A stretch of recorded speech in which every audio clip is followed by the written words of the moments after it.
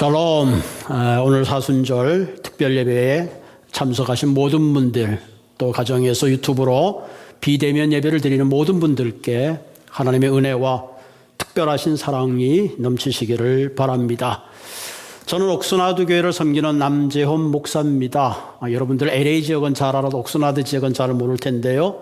LA에서 한 62마일 정도 떨어져 있습니다. 차로는 약 1시간 거리에 있죠. 이번에 특별히 새벽 예배를 하면서 우리 목사님들이 하와이, 워싱턴, 또 캘리포니아, 아리조나 다양한 지역에서 환경과 처지는 다르지만 우리가 같은 목적과 방향으로 달려가고 있다는 사실을 확인할 수 있었습니다. 매일 전해주시는 말씀 속에서 우리 모두가 그리스도의 삶을 닮아내고 그분의 삶을 쫓아가는 거룩한 목적으로 하나 됨을 기쁘게 생각합니다. 무엇보다 기쁜 소식은 우리들의 모든 삶을 흔들어 놓았던 코비드-19이 이제 조금씩 서서히 힘을 잃어가고 있고, 우리가 알듯이 모데나나 또 화이저 또 존앤존스 백신들을 통해서 다소나마 우리의 삶에 좀 안정을 찾고 활력을 찾아가는 것 같습니다. 또 최근에는 또 레드 등급으로 하향 조절되어서 스몰 그룹하고 있는 식당을 하시는 분들에게는 다소나마 마음의 여유를 찾게 되는 것 같습니다. 아무쪼록 힘든 어려운 때에 이때까지 잘 견뎌오셨는데 모두 건강하셔서 하나님께서 우리를 부르는 그날까지 사명을 감당하시는 모든 분들이 되시기를 바랍니다. 특별히 오늘 여러분들과 함께 은혜 받으실 말씀은 우리 이사야서 59장 1절에서 8절, 20절에서 21절까지 말씀을 함께 묵상하고 우리에게 주시는 하나님 말씀의 은혜를 나누도록 하겠습니다. 제가 봉독해 드리겠습니다. 여호와의 손이 짧아 구원하지 못하심도 아니요 귀가 둔하여 듣지 못하심도 아니라 오직 너희 죄악이 너희와 너희 하나님 사이를 갈라놓았고 너희 죄가 그의 얼굴을 가리어서 너희에게서 듣지 않으시게 함이니라. 이는 너희의 손이 피해 너희 손가락이 죄악에 더러워졌으며 너희 입술은 거짓을 말하며 너희 혀는 악독을 내밀어. 공의대로 소송하는 자도 없고 진실하게 판결하는 자도 없으며 허망한 것을 의뢰하며 거짓을 말하며 악행을 잉태하여 죄악을 낳으며 독사의 알을 품으며 거미줄을 짜나니 그 알을 먹는 자는 죽을 것이요 그 알이 밟힌 즉 터져서 독사가 나올 것이니라. 그 짠 곳으로는 옷을 이룰 수 없을 것이요 그 행위로는 자기를 가릴 수 없을 것이며 그 행위는 죄악의 행위라. 그 손에는 포악한 행동이 있으며 그 발언은 행악하기에 빠르고 무죄한 피를 흘리기에 신속하며 그 생각은 악한 생각이라. 황폐와 파멸이 그 길에 있으며 그들의 평강의 길을 알지 못하며 그들의 행하는 곳에는 정의가 없으며 굽은 길을 스스로 만드나니 무릇 이 길을 밟는 자는 평강을 알지 못하느니라. 20절 21절 말씀입니다. 여호와의 말씀이니라. 구속자가 시온에서 임하여 야곱의 자손에게서 죄가를 떠나는 자에게 임하리라. 여호와께서 이르시되 내가 그들과 세운 나의 언약은 이러하니 곧 내 위에 있는 나의 영과 내 입에 둔 나의 말이 이제부터 영원하도록 내 입에서와 내 후손의 입에서와 내 후손의 후손의 입에서 떠나지 아니하리라 하시니라. 여호와의 말씀이니라. 아멘. 작년 3월 15일부터 시작된 비내면 예배로 인하여 모든 교회가 서둘러서 온라인 예배를 드리게 되었습니다. 오늘이 벌써 1년이 딱 조금 넘은 그런 시간이네요. 사실은 하지 않던 생방송을 시작하면서 많은 좀 테크니컬한 프로그램들이 있었죠. 우리가 방송을 녹음해서 유튜브에 링크를 카톡에서 보내드리면 집에서 보시는 분들이 어떤 경우는 목사님 소리가 잘 안 들려요. 혹은 또 화면이 잘 안 나와요. 그런 얘기들을 많이 듣게 되었습니다. 그때마다 죄송한 마음을 가지고 우리가 조금씩 연구하면서 지금은 많이 개선되었습니다. 오늘 목사님이 이제 목사님이 잘 나옵니다. 그런 얘기를 들을 때, 목사님 설교에 많이 은혜를 받았습니다. 말만큼 참 기뻤던 그런 기억이 납니다. 오늘 우리 시대는 SNS, 인터넷 시대에 살고 있습니다. 여러분, 우리가 인터넷 시대에 살다 보면 가장 중요한 것이 인터넷의 시그널이 잘 연결되어 있느냐, 안 되어져 있느냐 하는 것이 대단히 중요하죠. 사실은 한 1년 전만 해도 우리가 사무실에서 일을 하다 보면 인터넷이 자주 끊어졌어요. 그러면 인터넷에 전화를 하기도 하고 또 시그널이 강하게 잡는 라우터를 사다 연결시키기도 하고 컴퓨터에서 뭘 준비를 하다가 그 인터넷 시그널이 끊어지면 굉장히 막 애를 쓰다가 finally 시그널이 잡히고 connected라는 단어를 보게 되면 얼마나 기뻤는지 모릅니다. 여러분, 인터넷이 연결돼도 우리의 삶에 이렇게 기쁨을 주는데 우리가 1년이 넘도록 비대면으로 있던 우리가 정말로 대면과 대면, 얼굴과 얼굴을 본다고 생각할 때에 그 기쁨이 얼마나 굉장할까 하는 것을 생각하게 됩니다. 특별히 믿는 우리는 예배가 우리의 삶의 중심인데 예배를 드리면서 찬양을 하고 성가대의 찬양을 듣고 대표기도가 있고 뭔가 예배에 우리의 삶에 뭔가 새로운 활력이 있어야 되는데 그렇지 못해서 많은 영적 갈등을 느꼈습니다. 그나마 이번에 특별히 사순절을 맞아서 우리 40여 명의 다양한 이 목사님들의 설교를 드리면서 그나마 우리가 영적 갈등이 조금은 해소가 되는 것 같습니다. 아마도 조만간 우리가 다시 성가대가 찬양을 하고 우리가 마음껏 찬양할 수 있는 그런 날이 속히 오리라 생각이 되어집니다. 우리는 그동안 사순절을 지나면서 특별히 우리가 이사야서를 묵상하고 있습니다. 여러분, 이사야는 많은 주제들을 다루고 있지만 그 주제를 한마디로 요약한다면 하나님과 하나님의 백성이 잘 연결되어 있느냐 하는 것입니다. 만약 하나님과 우리의 관계가 잘 연결되지 않고 단절되었다면 그 단절의 원인이 무엇인가를 점검하고 하나님과 하나님의 백성이 연결되어서 하나님이 준비하신 언약의 축복된 백성이 되라는 중요한 주제를 가지고 있습니다. 여러분, 성경에 보면 하나님과 우리의 관계에 대해서 여러 가지 비유를 설명하고 있죠. 그 가운데 대표적인 비유가 신랑과 신부의 관계죠. 설레는 관계, 사랑의 관계, 그야말로 한 몸이 되는 밀접한 관계를 의미합니다. 또 하나의 비유 중에 하나가 포도나무와 가지의 비유죠. 단절될 수 없는 관계, 다시 말하면 가지가 포도나무로부터 떨어지는 순간에 살아있으나 사실은 죽을 수밖에 없는 그런 관계입니다. 그런 의미에서 우리는 절대로 하나님과 단절될 수 없는 그런 관계임을 말씀하고 있습니다. 또 하나의 관계는 우리가 잘 아는 목자와 양의 관계죠. 목자가 앞서가고 양이 그 뒤를 따라갑니다. 목자를 따라가는 양은 목자로부터 모든 것을 공급받습니다. 보호를 받습니다. 쉼을 얻고 진정한 참 안식을 얻게 되는 거죠.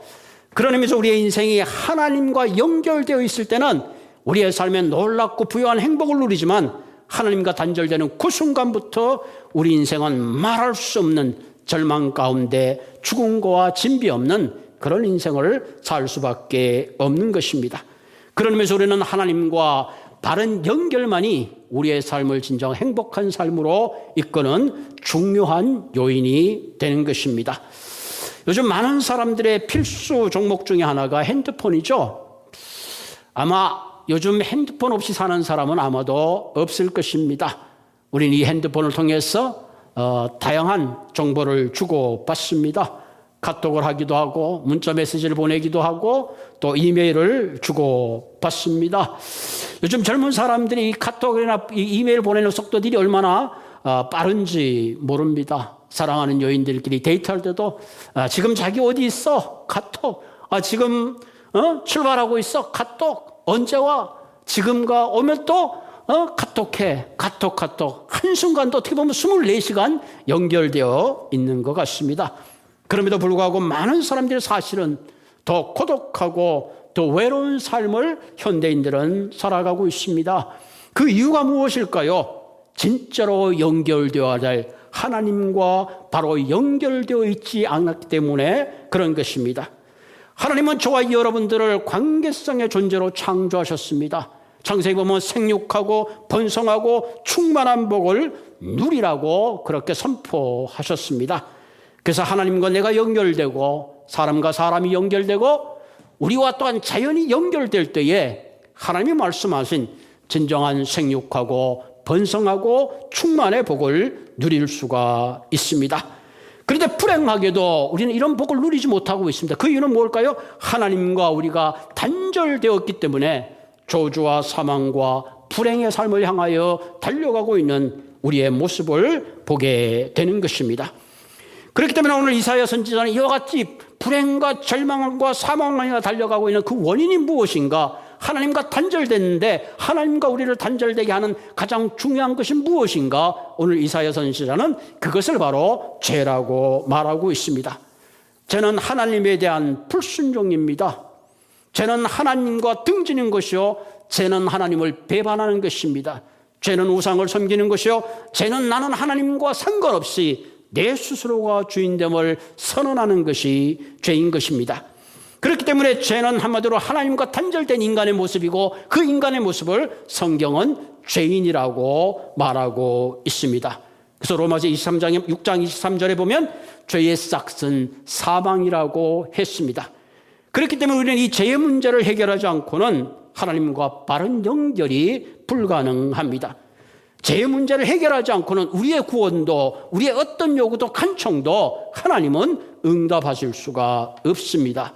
그래서 오늘 이사에서는 인간의 구원이 인간 자신의 힘이나 선한 행위로 이루어지는 것이 아니라 바로 우리의 구원자이신 하나님의 은혜와 능력에 의해서 되는 것임을 우리에게 가르쳐주고 있습니다.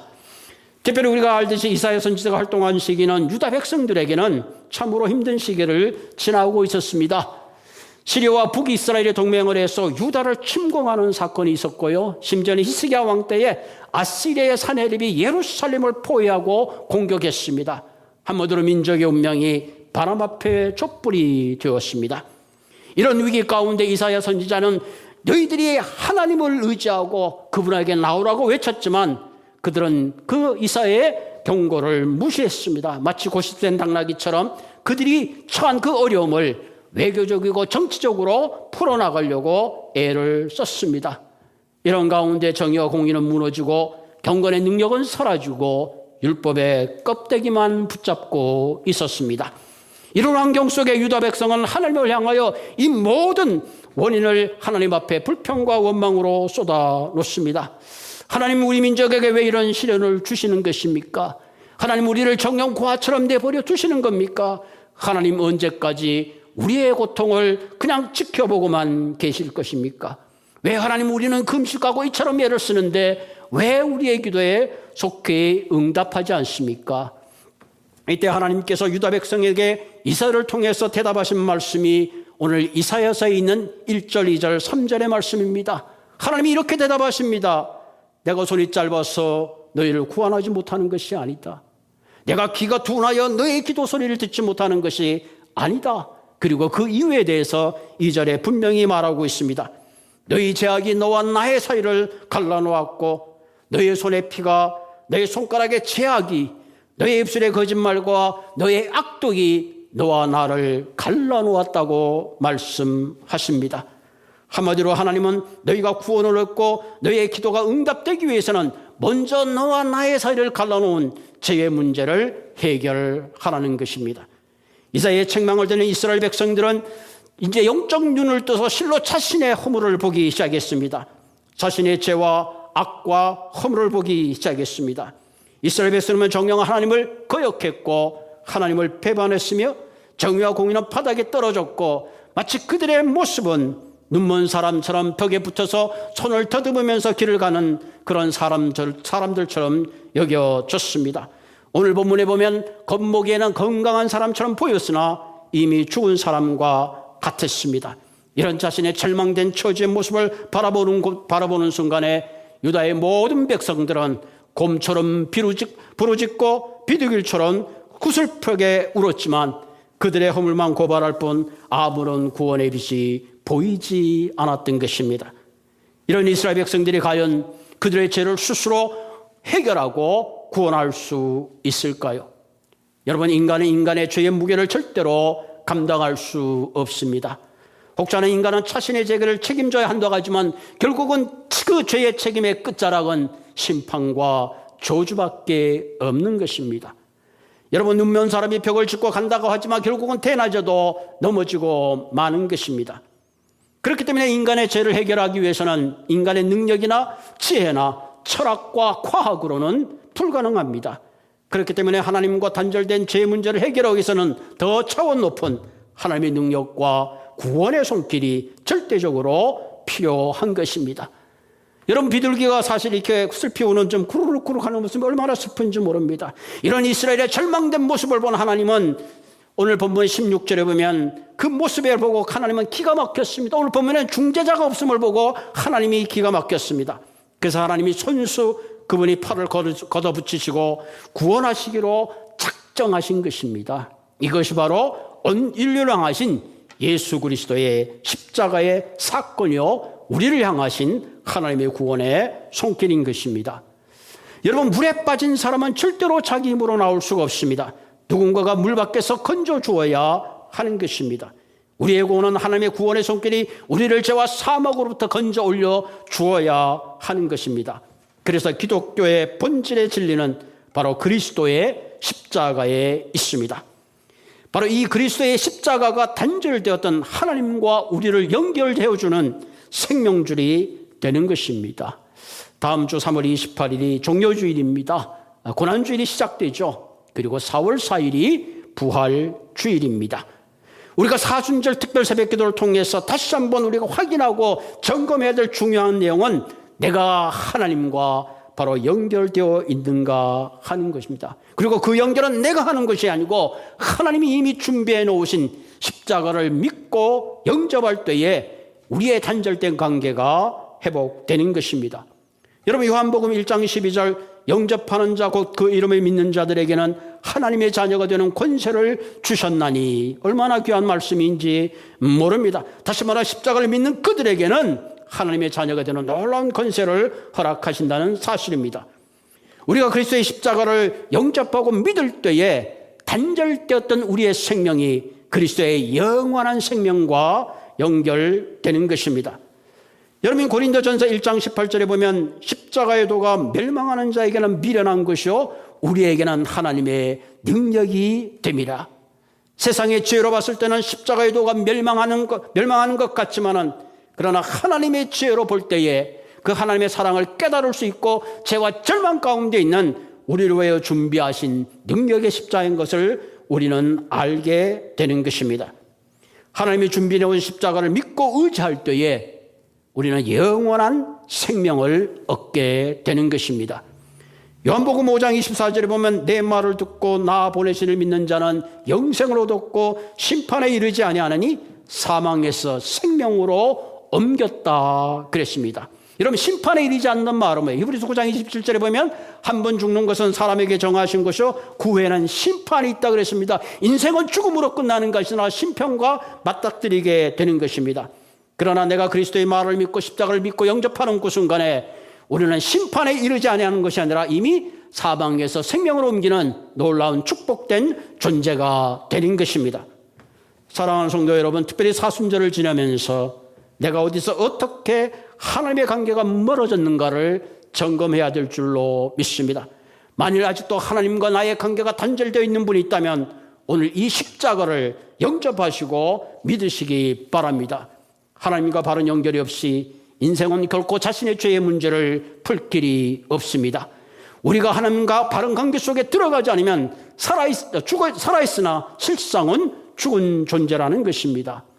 여러분, 요한복음 15장 5절에 보면 나는 포도나무요 너희는 가지니 저가 내 안에 내가 저 안에 있으면 이 사람은 과실을 많이 맺나니 너희가 나를 떠나서는 아무것도 할 수 없음이라.